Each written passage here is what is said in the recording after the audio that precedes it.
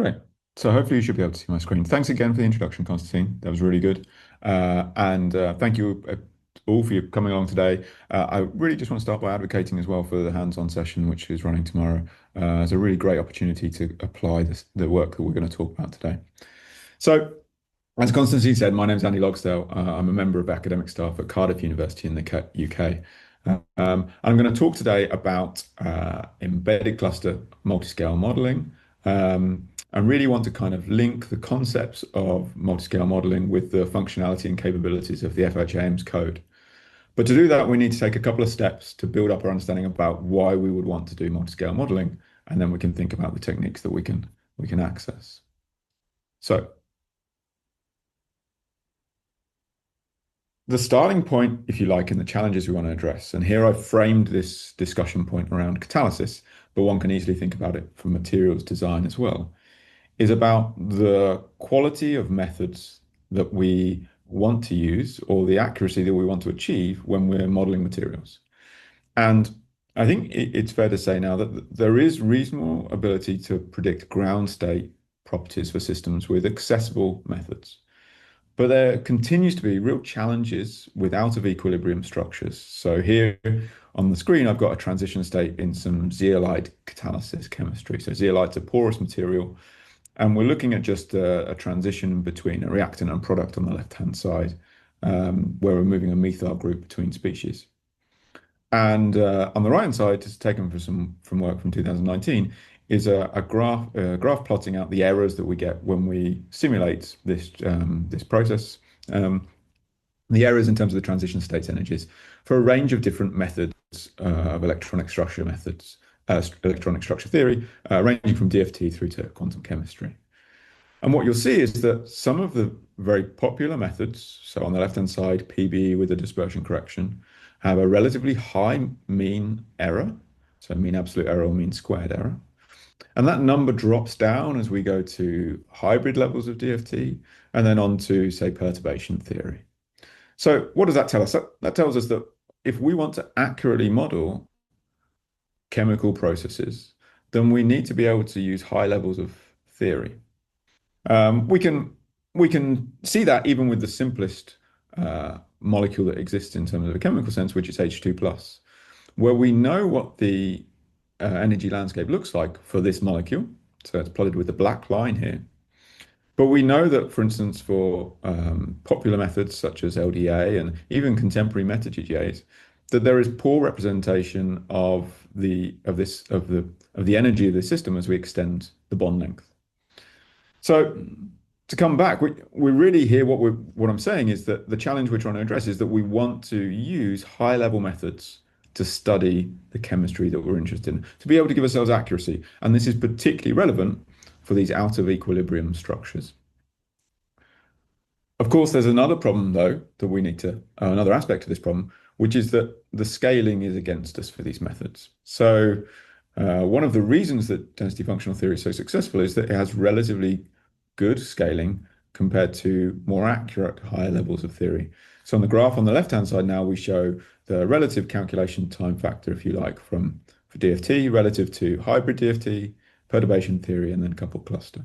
And what you can see is that clearly that as we increase the number of atoms on the x-axis, then the scaling factor increases significantly. And so if I have a material system with, say, hundreds of atoms in my unit cell, then it becomes very unfavorable to perform the high-level theory calculations that we need to perform to get accurate results. There's another aspect to this conversation, then, which is that we want to reduce the number of atoms in our system and be able to give ourselves accurate representation. So we've already said here that we want to use high-level methods, but we need to find a way to make that scalable. So how do we reduce the number of atoms to achieve that? Well, if I take the two paradigms, which are at the far ends, if you like, of our modeling world, we have a periodic system on the left-hand side, which, again, this is a zeolite material. So this is just the unit cell, 230 atoms for this zeolite. And the yellow atoms represent just a repeating part of that unit cell. And I know, for instance, that this system I can represent correctly in terms of the electrostatics in the long range. But I've got challenges. I don't have access, for instance, to a vacuum level, so I can't absolutely align electronic levels. I also have challenges with charges if I want to introduce charges into this system. And of course, it's got a lot of atoms, so that's preventative for using the high level methods. But on the right hand side, I could take a molecular fragment from this model, and all of a sudden I now have something where I can access these high level methods because I've got a small system that I want to model, and I've also got access to vacuum levels. But there's a problem because I don't have access to the electrostatic environment, which is necessary for a bulk representation. And so one of the things that I'm going to introduce here alongside different types of techniques is what's called an embedded cluster method, where you effectively look at representing a material system as a very large molecule with an embedding electrostatic environment. And that allows you then to apply a kind of onion-like structure to your calculation hierarchy. So you might have in the middle, in this representation of a zeolite that I've got in the middle, in the little green atoms there in the middle, I've got maybe a quantum mechanical representation, then some slightly coarser molecular mechanical, then outside of that some electrostatics. So let's look at that in a bit more detail. Let's see what that looks like. So here's some range of different materials that we can consider. So on the left-hand side, I've got molecular crystals. Now there is no explicit bonding between these systems, and so they're perhaps the easiest to represent with this approach. Zeolites, we have what we would call kind of heterovalent, covalent-esque bonding. And then on the far right, I have ionic materials. And I've contextualized these again with catalysis. I know today my title alludes to solid-state embedding, but we're thinking about the design of materials for catalysis, and hence that emphasis on a reaction site. Because a reaction site lets us think about a site of interest in these systems. So if we're thinking about, say, for instance, a dopant or a defect, we can focus on that as the center point of our system. And all the way through this, we've got increasing degrees of electron redistribution. So what I want to talk about as we go through today is about how we tackle modeling these different types of systems. To just dwell a little bit more on what a multi-scale QM-MM simulation looks in entirety then. So here on the screen, I've got a representation, if you like, of my QM-MM surface that I've alluded to, and it's an embedded cluster model. So let's build up the shells that we want to talk about. So here in the middle is a quantum mechanical active site. This is some part of the model which I'm going to represent with electronic structure theory, density functional theory, hybrid DFT, maybe perturbation theory, or upwards.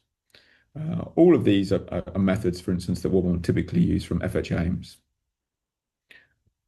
And here's a representation of what that might look like. So here's a good example. This is for a zinc oxide surface where we've got a localized charge. That's what the yellow sphere is. It's caused by a dopant that's in that surface, which is the pink aluminium species. Around that quantum mechanical region, I have an interface. And now the interface is probably one of the most important parts of the entirety of these setups, and really where the strengths of high quality quantum mechanical software comes in. And I'll dwell on that a bit more in latter slides. Around that, we have then a molecular mechanical region in the classical QM-MM setup. So I might have quantum mechanics on the inner, then interface, then a molecular mechanics region, which can be responsive to structural changes in the quantum mechanical region. And then around that, I'd have a frozen region, which effectively preserves the long distance structure and integrity of our system and the material that we're modeling, and also provides some kind of electrostatic embedding. So these might be point charges with formal charges. And then right on the outside, I have some additional, if you like, charges, which are introduced to ensure that I have the long range eVolt summation correctly represented. So that's the long range electrostatics in the material of interest. If we're to convert this kind of pictorial representation into a mathematical representation, here I've effectively done a bird's eye view of the image that I just showed you previously, and QM here refers to quantum mechanics. The interface I've put as PPs, that's pseudopotentials, and I'm going to explain those as we go through. Our formalism, like from a mathematical sense, is a combination of both the quantum mechanical energy. So here I've got a contribution which includes both the quantum mechanical Hamiltonian, and then also the electrostatic contributions from both the short range, so that might be the pseudopotentials, and the long range, so that might be the electrostatics that I referred to in the environment surrounding it, plus then a summation over all of the different contributions from the nuclear centers. And then we combine that in what's called an additive form in this work with the molecular mechanics contribution. So this has some terms which refer classically to single, two, three body, and so n body terms representing the energy of the system at a distance from our active site. And then there's also a term in here which we introduced for polarization. So this is to compensate for the fact that, for instance, we have a finite radius of atoms that can move during any calculation that we might perform, up to the distance where you get to the edge of the yellow sphere in the image I've shown you. So for instance, for a material which has got a high dielectric, and so atoms are a long way from an absorption site or a defect, you might find that this correction will be larger because the polarization would be stronger. All of this work that I'm going to talk about, we've pursued in a software package called ChemShell, and I've picked up there Tom Keel, who's really the lead developer of ChemShell, and I've worked with for some time. ChemShell is a package which enables us to perform these calculations, and actually, probably it's more valuable here for me to look inside it and tell you a bit about what ChemShell does and so how it works, so you can then start to conceptualize how you build these calculations. So if you like, in a calculation with ChemShell or with any QM method, what one needs to do is one needs to have a method where you effectively get some bulk structure to start with, and you take the coordinates and charges from those and feed it into some object which is going to manage data communication between both the molecular mechanics and the quantum mechanics codes that you want to operate with. It's challenging to implement all of the energy evaluation requirements in one software package, and that's why something like ChemShell is necessary to connect together these different objects, but also manage the structures and energies and derivatives as you work through.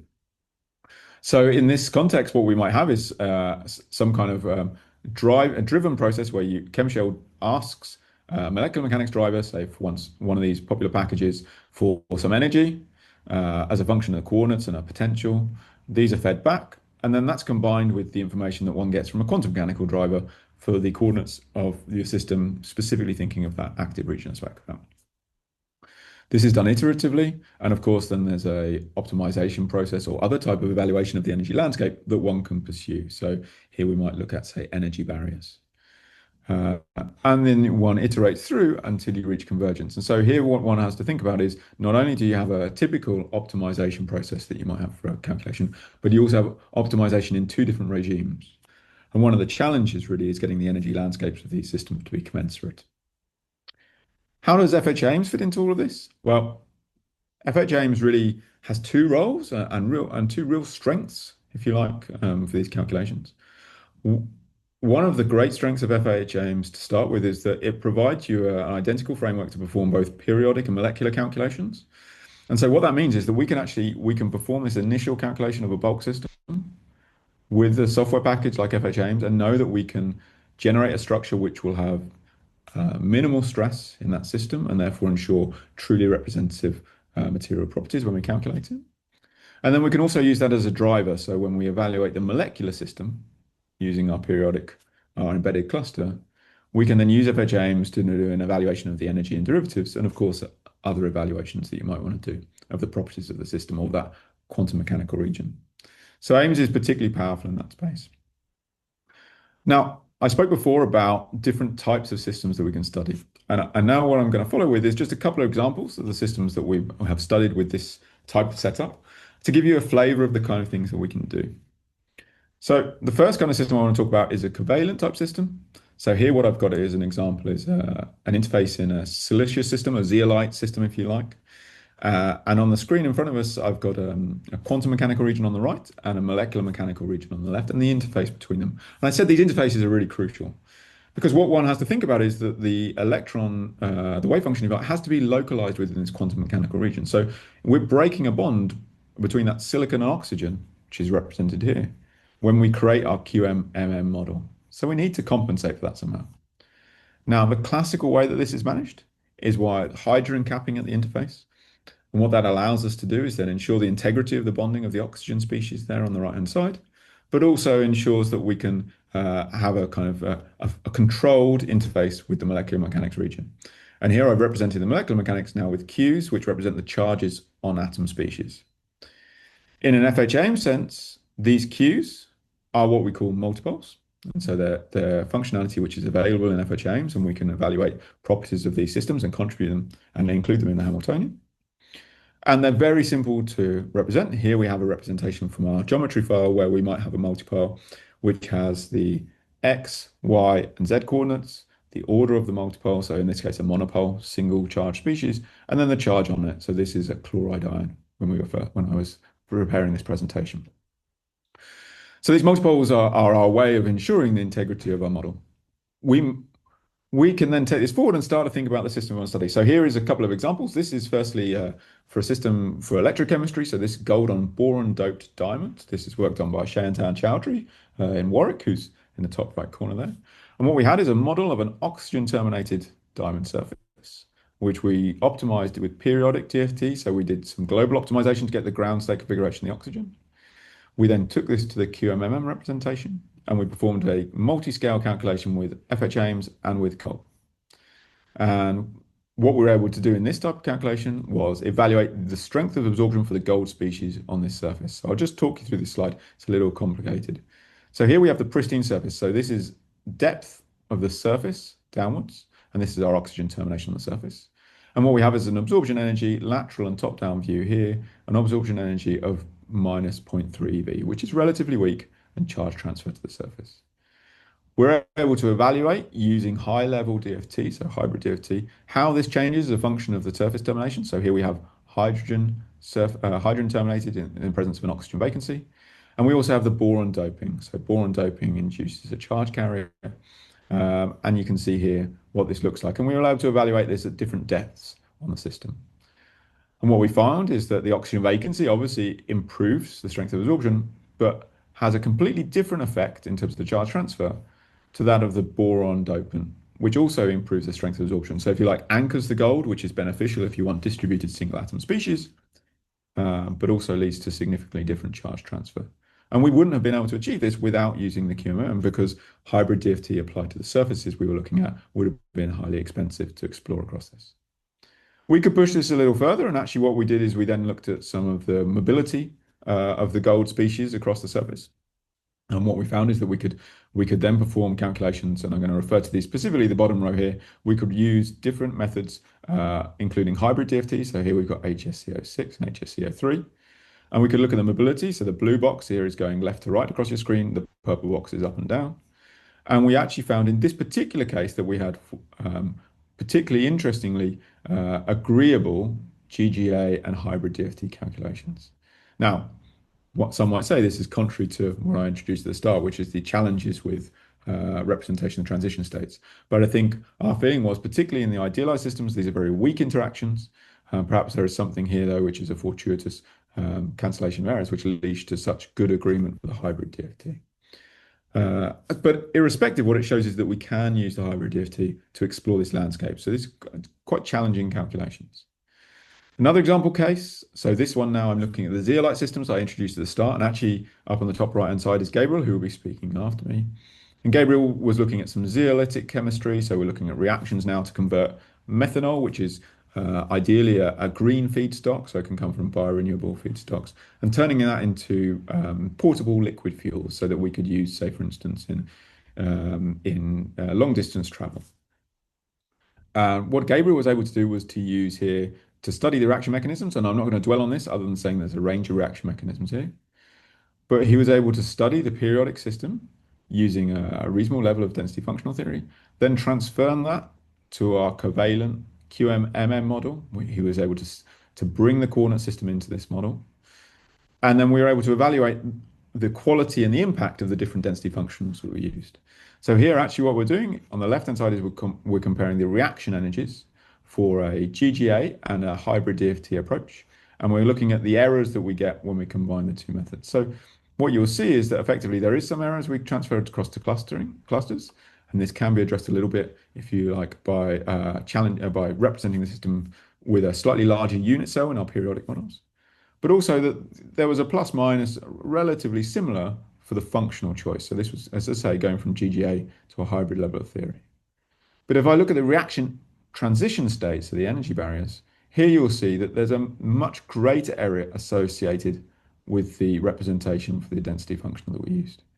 So what this tells us is that in this case, we're able to use QMM to really access the high level theory that we need to be able to get correctly the transition states And in a reaction chemistry sense, transition states determine, or the accurate representation determine the rate of reaction. So they're really important for us in terms of deciding if something's going to be catalytically effective. So that covers the couple of covalent systems I want to cover. I now want to just introduce what we might do for an ionic system. So here we've got a slightly different case where instead of charge electron sharing, we have charge transfer. So in this particular case, we use what we typically call pseudopotentials, or you might call effective core potentials in, say, a Gaussian-based code.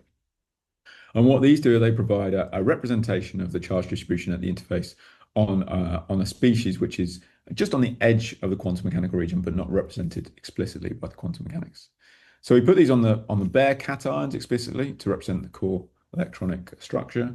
And that's to prevent, for instance, electrons jumping onto that exposed positive charge, which would be favorable for them. In FHI-aims, we've realized this with numerical pseudopotentials in the work of Daniel Berger. And these take a form of Kleiman-Bylander. So here what we have is a local contribution. So this bit here, which is contributed, if you like, on the global grid, goes into single electron Hamiltonian. And then we have a non-local contribution, which is dependent on some angular momenta. And this we compute separately across all of the different angular channels. This is implemented in FHI-aims, has efficient performance and such like. And there's a really, and just to say that this is what that looks like as an input file. Again, very accessible, well documented in the manual. And we effectively have a term in the geometry file which gives the name, the XYZ coordinate, and then the type of species this is represented by. We will use this originally when we worked on this for water splitting on titanium. And Daniel showed very quickly that actually the importance of having these pseudopotentials. So on the left-hand side here, we've got the density of states for a titanium surface. So this is a free cluster. And what you can see is that the occupied states, which are represented up to here, this -5, that give you no band gap, which is, for those who know titanium, obviously incorrect. Titanium has a band gap of about 3 eV, slightly more. It's a rutile surface. So we've got the charged neutral surfaces and we've got some oxygen termination, but we clearly have incorrect electronic representation. But if we introduce these pseudopotentials, then what we get is a band gap, and this matches with the slab model that we were working with originally. So here you will see the correct band gap representation. So here we demonstrate how important those pseudopotentials are for correct electronic structure representation. Now, what we're able to do with this then is look at some of the intermediates in water splitting. And here we've got the periodic boundary condition model for GGA type calculations and the absorption energies for some of the key intermediates, the free cluster, and then the correctly represented QM-MM embedded clusters. And what I'd like you to draw your attention to is that this number here, so that the larger surface, if you like, that we use for the periodic boundary is different to the smaller cell, which shows finite cell effects, but also that our QM-MM with the correct embedding agrees almost ideally with this. So what we really show is how we can reproduce these periodic models and also give ourselves access to very high accuracy. We built on this by then looking at a range of really high level accuracy functionals. So the previous work I showed you there was lower level GGA type work. And now all of a sudden what I'm looking at is the absorption energy of these different intermediates as a function of the functional that we represent this absorption with, all the way up to what's called here double hybrids, all of this within FHI-aims.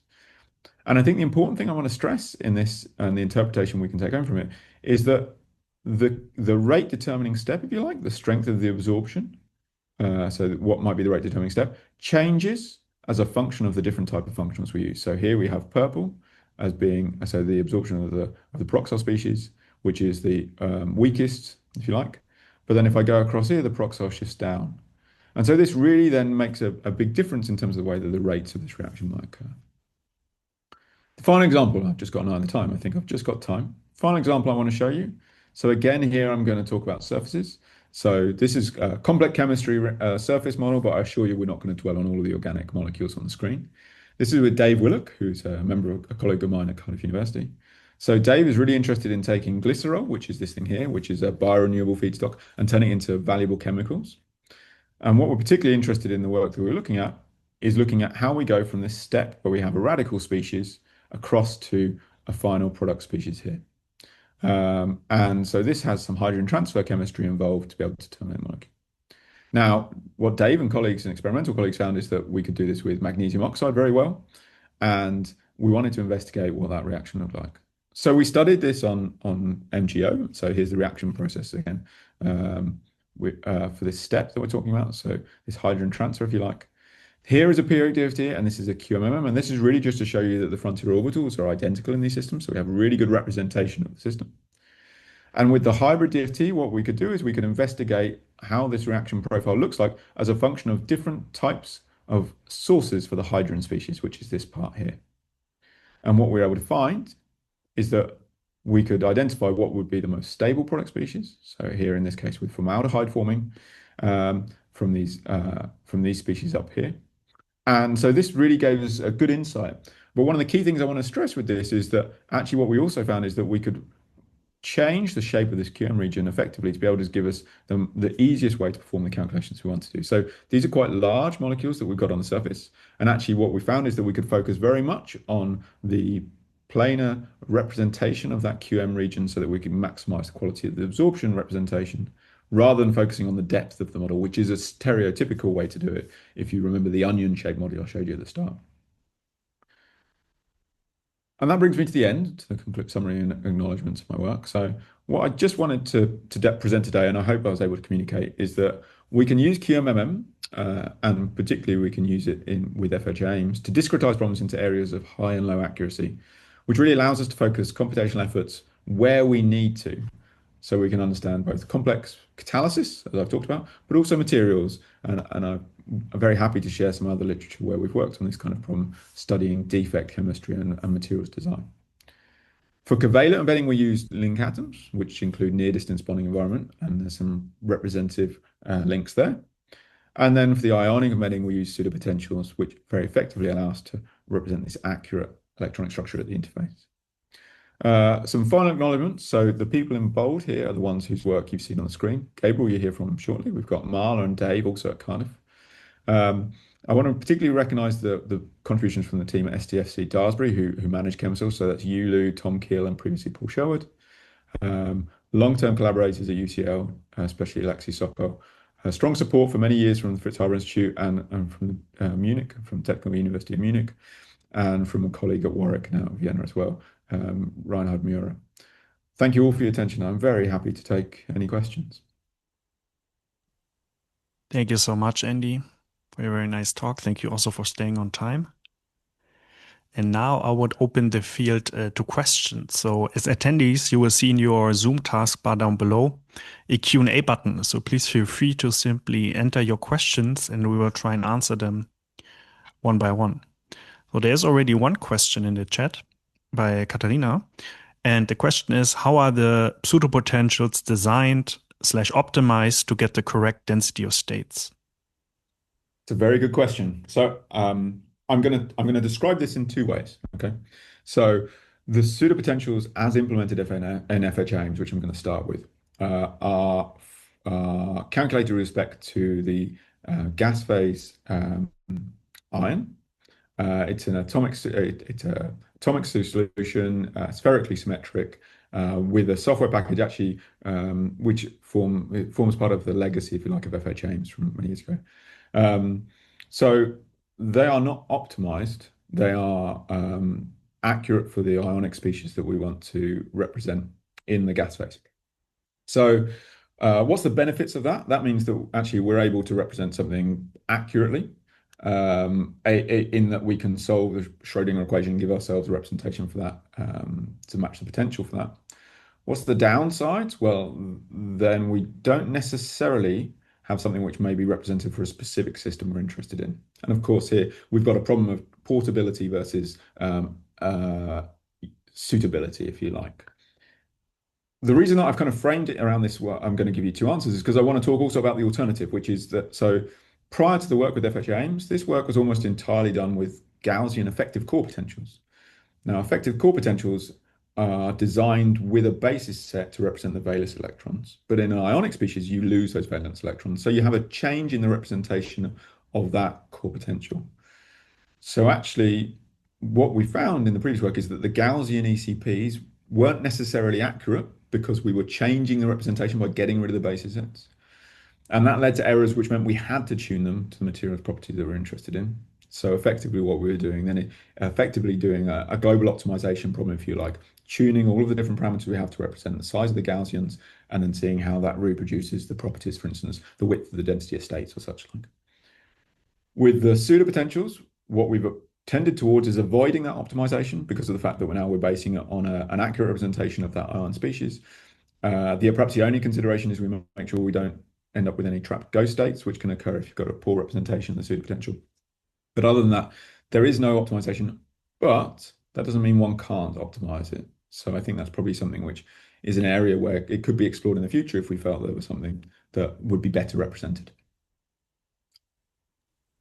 Thank you. There was also a quick follow-up from Katharina. She said, so effectively, this only makes your QM region larger without needing to treat all electrons? Yeah, I think that's a very fair summary of it. So I mean, when we say makes it larger, of course, if there are no electrons, then one can argue that it's no longer quantum mechanical representation. But we're getting into semantics, right? I think the interesting thing here is about what you're touching on, which is really important, is about how we represent the interface accurately, but also affordably. So one could, for instance, and I think Gabriel's going to talk about the next one, can think about at an easy level, we could talk about hierarchical basis sets. So I could say, okay, so I could have a light basis set and then a tight basis set, to use the AIMS analogy. And that would give me a hierarchy of accuracy before I get the pseudopotentials. Or we could freeze the density representation, which is another space that we've worked on previously. And all of these come with costs and limitations in accuracy. I think personally, once we remove the electrons, then I start to think about it as being something that's not necessarily quantum mechanical, but of course there's angular momentum contributions. But certainly once we get beyond the pseudopotentials, then yeah, you're right. We are then out of the quantum mechanics completely. Thank you, Andy, for answering the question. I hope, Katharina, with this, you're satisfied with the answer, but of course, you can still ask a follow-up if you like. Of course. Yeah, Katharina says thank you. So, any other questions from the attendees? Please feel free.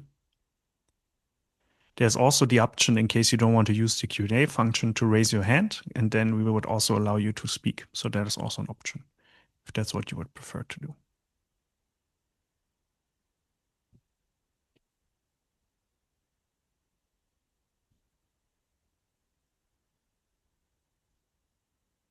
If there aren't immediate questions, I just want to stress that I'm going to stay online all the way through here. I'm happy to answer any questions that are typed into the text as we go through today's seminar. Yes. Thank you, Andy. I'm just checking the other channels in case something has come up. Maybe I could just ask one while you do that, Konstantin. So, does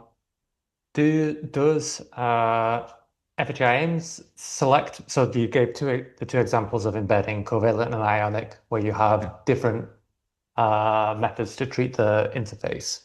So is this something that's kind of an input keyword to control between the two on the FHI-aims side, or is this something that's done on ChemShell side? Very good question. So FH-aims is in effect ignorant to the multiscale QM-MM simulations in this context. So one makes the choice, one has to make the choice about the decision of the interface representation external to FH-aims. FH-aims, the terminology we use is a calculator. It effectively takes the structure object and gives us an energy back from it.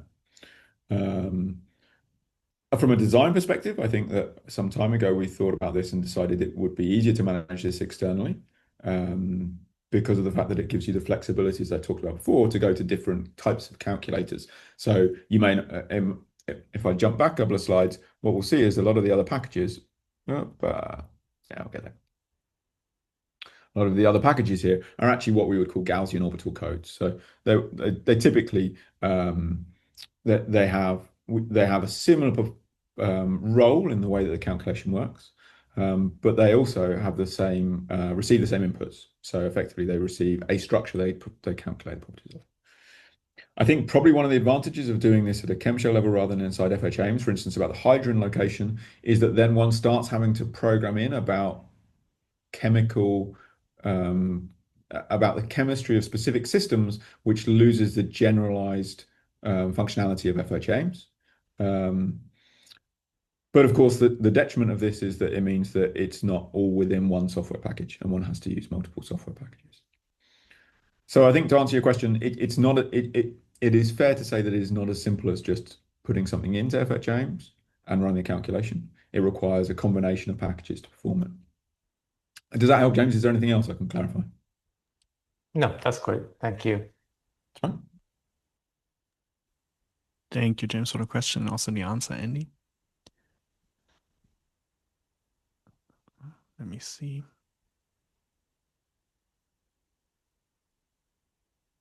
Okay, in the other channels, I don't see a question. Maybe you can comment a bit on because you're specializing more in the explicit embedding side, right, in your work. And I know that there's also been a lot of work, of course, on implicit embedding approaches, also in the context of FHI-aims. So maybe you could comment a bit on the differences and maybe why in your specific work you're focusing on the explicit versus the implicit side. Yeah, of course. Yeah, I think that's actually a really good question. So AIMS has this whole extra kind of space in terms of embedding for implicit embedding. And what's implicit embedding? So implicit embedding is effectively an effective medium rather than a directional kind of explicit representation of whatever the environment is, which is what I've talked about today. And I think maybe I'm aware that I've got the wrong slide on the screen, but I don't really have a better slide to present, so I apologize. One could start, if you like, if you say we talk about effective mediums, by saying, well, why don't I just get rid of all of the atoms that I have in my molecular mechanics reading and represent that by an effective medium? And so what I say is that we need the directionality in bonding because we know that's a property of materials. So to start with, if you like, I want to express that we have the ability to represent mediums, and that's really important for lots of applications. But in the applications today, I've talked about there's very explicit representation of bonding structure, which needs to be covered by, say, for instance, electrostatics or both near and long range. Now, I want to extend on that a little bit, though, to think about, again, we could, for instance, one could imagine having an implicit embedding environment beyond an explicit embedding environment. And also there's lots of really good applications for the implicit embedding model in FHI-aims for other uses. So particularly it's really common for use for solvent representation. So in AIMS we have really good representation that we can use for applications in, say, for instance, solvated systems.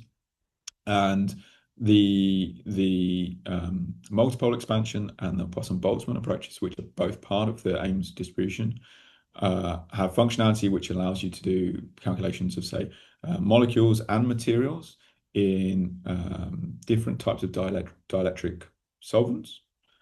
And in some cases allow you to evaluate forces, in some cases allow you to use periodic systems. So there's a real diversity of tools there. What we haven't ever done and what we would be really interesting to do is combine all of those together. So kind of as I've alluded to. So for instance, for a surface, a catalytic surface, if you like, to have an implicit embedding environment around it, or an explicit embedding environment, so some water molecules, and then an implicit embedding environment.